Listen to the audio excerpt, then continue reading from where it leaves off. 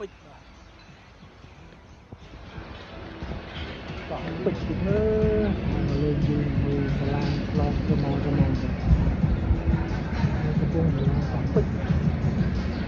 ឡើងទៅខាងរីផ្សារហ្នឹងឡើងទៅរីផ្សារឆ្លងទៅជ្រោយចង្វានេះហើយកំពុងសាឡាកំពុងដកោះពេចបាទទៅស្គីបមកស្មារីអេមតែម្ដងបាទបងប្អូនទស្សនាលេងកម្សាន្តទេណាបាទយូរបានថតម្ដង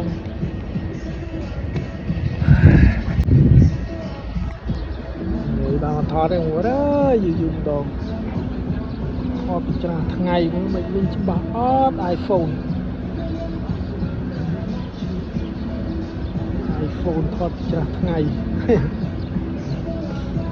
អេបាទច្បាស់ដែរថតយកកំពុងសាឡាងកោះពេជ្រអូនទស្សនាកម្សាន្តលេងអូនស្អាតហ្នឹងបងទេសភាពសាឡាកំពុងឆ្លងទៅឆ្លងមក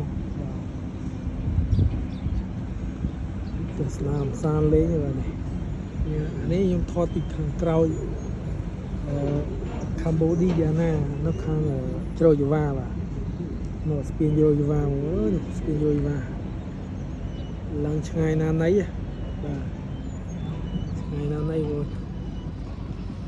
ថតយកសាឡាងផ្ដិតយកសាឡាងបាទនេះនៅពេលខែប្រាំងអញ្ចឹង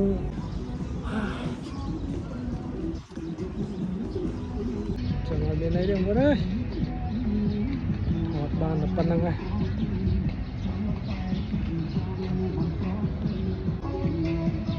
អត់ខំដាំថ្នោតតិចទេអូយ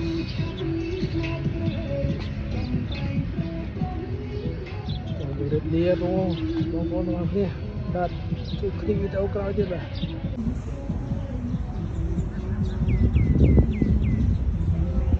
ថតនៅម៉ោង4ហ្នឹងជួយស្ទាបម៉ោង4ងាយចាចឹងយករៀបរៀងបងសាឡាងបងឆ្លងទៅឆ្លងមកទៀតកន្លែងសាឡាងកោះពេជ្របងកន្លែងយកមកថតកន្លែងកោះពេជ្រសាឡាងត្រៀបត្រានៅលើទឹកទន្លេមុខហ្នឹងបងប្អូនកន្លែងនេះគេហៅទន្លេបួនមុខ